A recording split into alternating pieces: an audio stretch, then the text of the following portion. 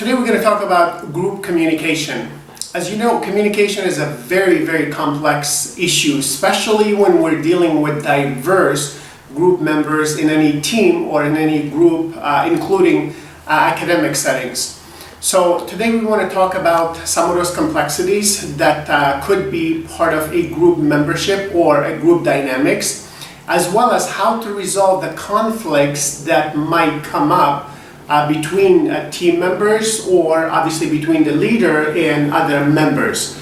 So in order to get you started on thinking about these issues, I have invited Dr. Guillermo Gibens, who is professor of communication and his Ph.D. is on communication as well, to give us a brief lecture on this topic. So let us go ahead and see some of the main points that he discusses as a visiting or guest lecturer in my class about human resources management.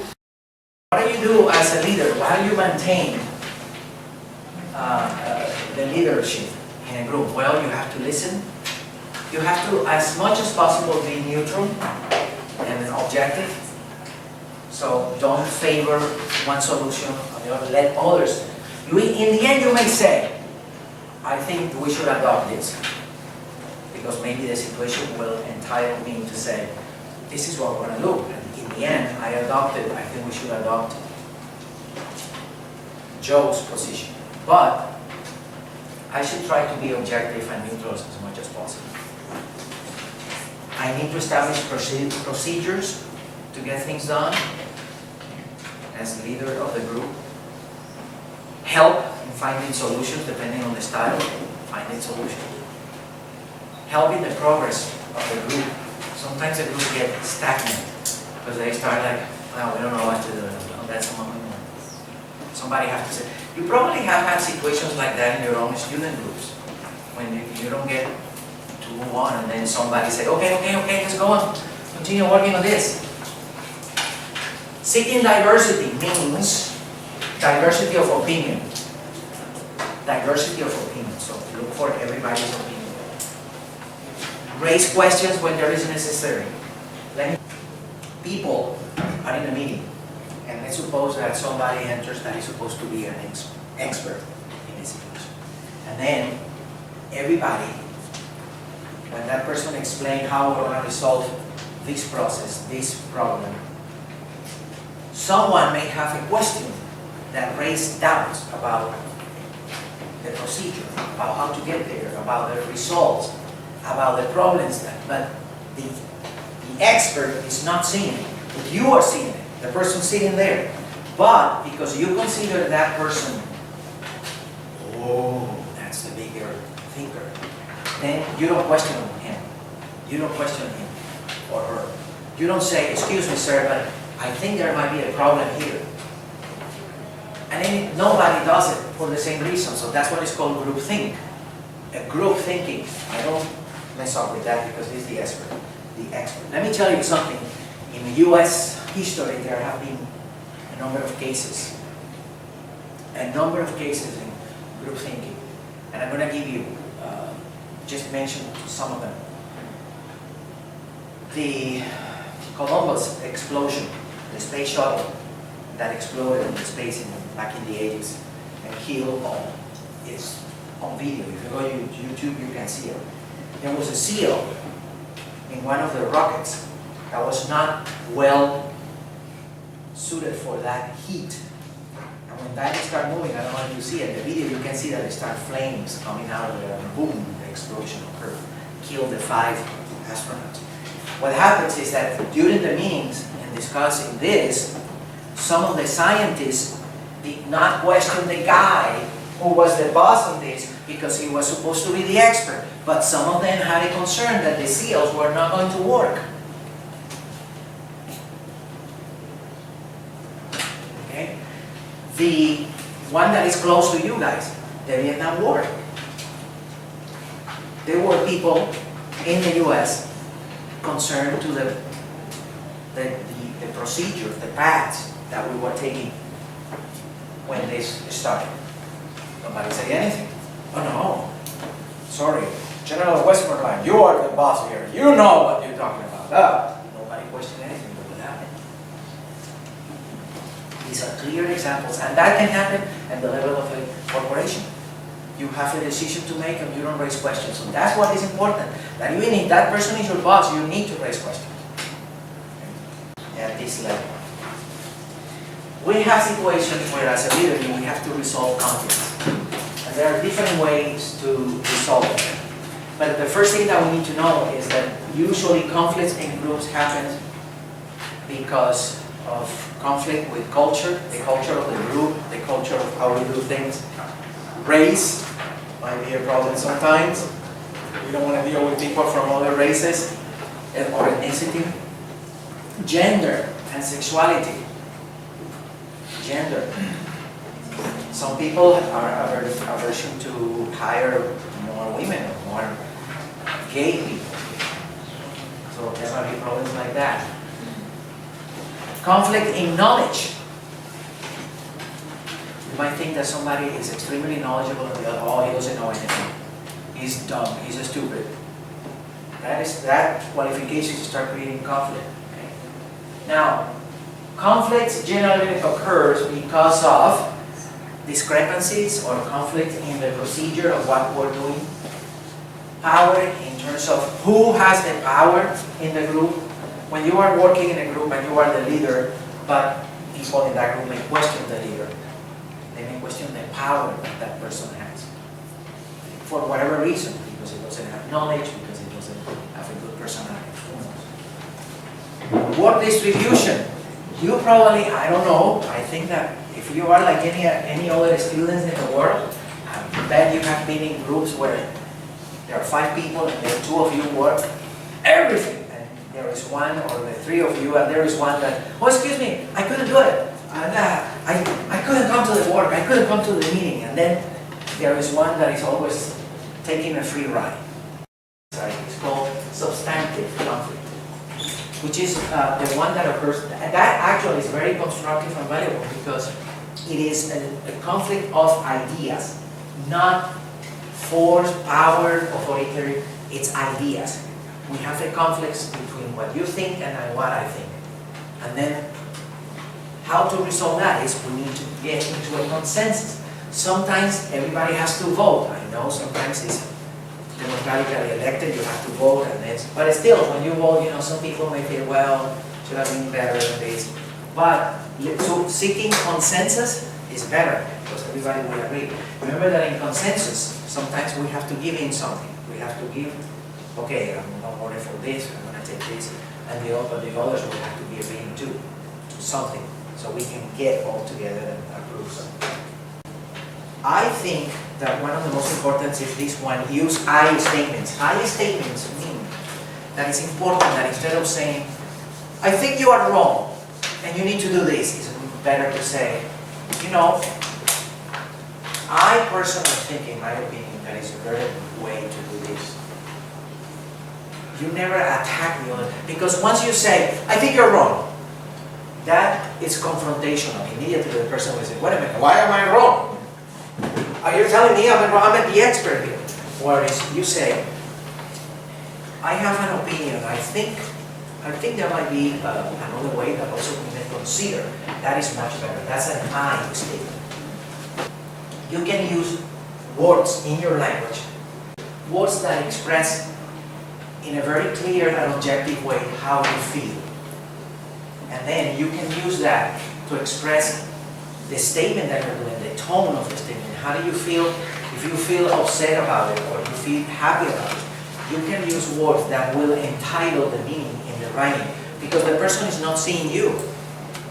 I can see that you are happy in what you're saying if I have you in front of me or via Skype, but if I don't see you, how do I know that what you are saying it because you feel happy about it or you feel unhappy about it? I give you an example that happened recently. There was I told a professor something in the US where I work, and then the professor answered to me with this sentence. What do you mean?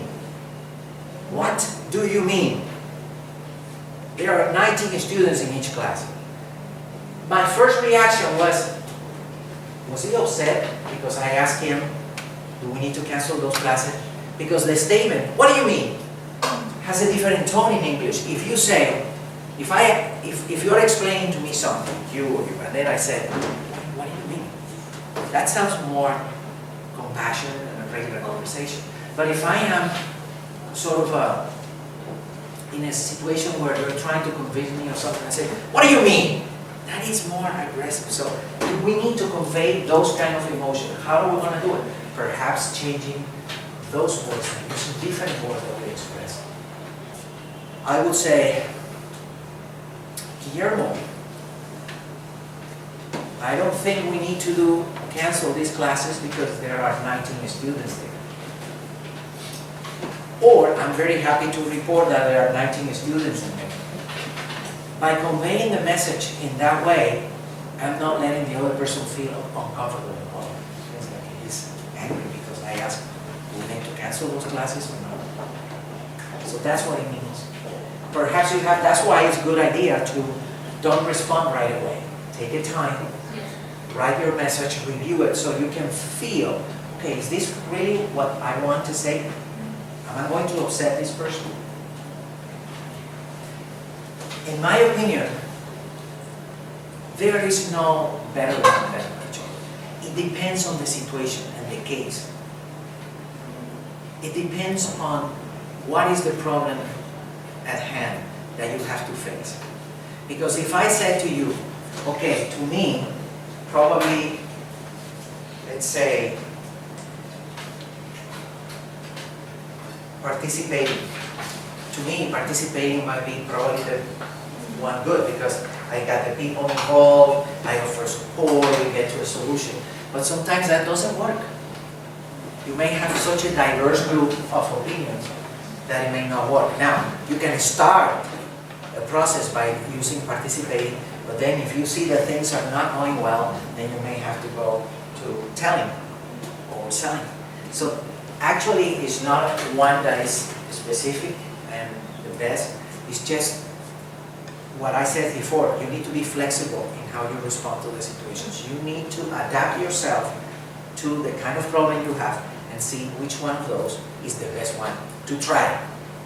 But never stick to it if you see that it's not working. If you see that participating is not letting you go where you want to go, then you might want to go to telling or you may want to go to selling. I personally, in my opinion, the best ones for resolving conflict, personally, is in collaboration or in compromise. Now, obviously, there are ways to get to that point. And one of the ways to get to that point, in collaboration and compromise, is remember to listen to every opinion. If you are in a corporation and you have people under your supervision, and this problem is something that you think that their input will be important, that what they say might even have the solution, that you don't know. Sometimes a leader may not know the solution right away, immediately. And then by having participating people in the process and getting to know, getting to understand, getting to see what they think, you might end up as a leader to say, you know, I think that what you said is very good. I think that we should consider that. Let's discuss that one time. And always provide time for discussion. Always provide time for discussion. Now, let's suppose there is a situation that somebody ends sending you a message and you want it. I would do this. If I still can do it without using the internet, I will go for the face-to-face. Even if that is, I don't respond anymore, but I get prepared, and then the next day I go and see the person face-to-face. Because in communication, we know face-to-face is the best way to communicate. It's not through TV, it's not through it, because there are things that we're not going to see. Whereas if we are face-to-face, I can see your face, and I can see the other part, which will have to be a different class completely. I teach verbal and non-verbal communication, and both are together. So when you are face-to-face, you can see the reactions of the person face-to-face. So you can see if the person is telling you the truth, if the person is complimenting you, or if the person is angry. There are cases where people say, You can say, are you upset? No, I'm not upset. But your face is telling me, I'm upset. No, I'm not upset. The first thing is somebody, by the way, somebody says to you, are you upset? No, I'm not upset. This, putting your hands right away like this, is protection. It's like, this is my shield. I'm going to be confronting you.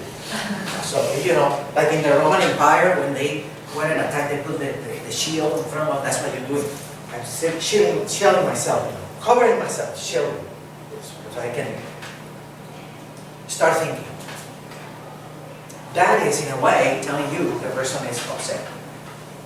So again, you can go to an I statement and say, I don't know, I have the feeling that you are upset about this. You don't say it directly to the person, oh yeah, you're confrontational. I can't talk to you if you're continue like that. I think I have the impression, that is even better, I have the impression that you are a little bit upset about it. And then you will see the person, oh yeah, I was upset because then they start speaking. One of the things is, I believe that every manager needs to take classes in public speaking. Public speaking, meaning learn to give a speech. There are many, three classes of speech: informative, persuasive, and sometimes it's eulogy, for instance, but the most important is persuasive and informative. These are things that, in my opinion, every manager should take classes in that, because you, especially you overcome your fear of public speaking. If you have fear of public speaking, that will be something you will overcome in time. It will, in my opinion, you should be, first of all, a good listener. As a human relations manager, you should be a good listener. And let the people listen carefully, listen attentively to what the people are saying. You get there to, somebody's giving you a problem or explaining something, let that person explain completely. Do not interrupt a person. If a person gets emotional, let that person go emotional. And say always something like, I understand that this is upsetting to you, but we need to clarify this. And be always very personal. Okay? Do not, you can attack the situation, but not the person. How the explanation for that is better with an example. If you did something wrong in my job, in the job, and I think that I should point out that you did something wrong, I am not going to tell you, are you stupid? Where did you come up with that solution? That's stupid. That's not it, because that's confrontational. Anything that is confrontational will create confrontation. You have to avoid that, especially if you are in a managerial position. That makes you more managerial. What do you need to do? Instead of that, you will say, I was reviewing, here's an example, I was reviewing the process that you presented. And although the process looks very good, and I appreciate your effort, there are certain parts there that I believe needs further review, because they look a little bit weak. Can you go over these with so-and-so person and go back again and do this? So that is different. In that case, I'm attacking, I'm focusing on the problem, not your personality. That's why something that you say can be resolved in 15 minutes. Yes. Ends up being discussed in 2 hours because it goes around. Yes, yeah. And it goes to the point. Well, here is a strategy that I have to say Americans use this. It's part of the culture. I think we tend to sometimes to be not forward, direct to the problem. And that's what probably happened to that person, that in terms of telling it right away. What I suggest in your audition, if it is your boss, obviously a good way to try to restrain the time would be probably, again, without being confrontational, you can say, I have something to do in about 15 minutes, or I have a meeting in about 20 minutes. I would like to discuss this with you, but we need to do it in 15 minutes. I don't have more time. All that necessary. So you don't attack him, because you don't gain anything by attacking him. oh, you take hours. Yeah. You say 15 minutes. The other thing that you can do, without even touching this is a technique that I use. Sir, I know we have been discussing this, but I don't have too much. What is it that you want me to do? You force him to give you an answer. What is exactly what he's expecting? Because that's what happens. It's going around and around and around, and he's not doing it. Okay, sir, I understand what you're saying, but tell me exactly, in few words, what is it that you want me to do? Or how do you want me to resolve this? Then you force that person to do it. In fact, that might be something that in the long run can help him because he realizes, I think I'm spending too much time. Be flexible enough to adapt yourself to different situations and use different styles of leadership. Now that you've seen group communication from Dr. Guillermo Gibens, the points obviously are that within a group we need to communicate effectively.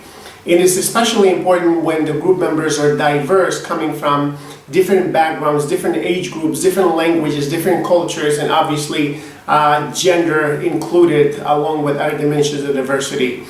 The other main important point is to listen effectively. In order to resolve conflicts effectively, we need to be able to listen, learn, and then obviously lead. So good luck being a good team member and sometimes a good team leader within your group.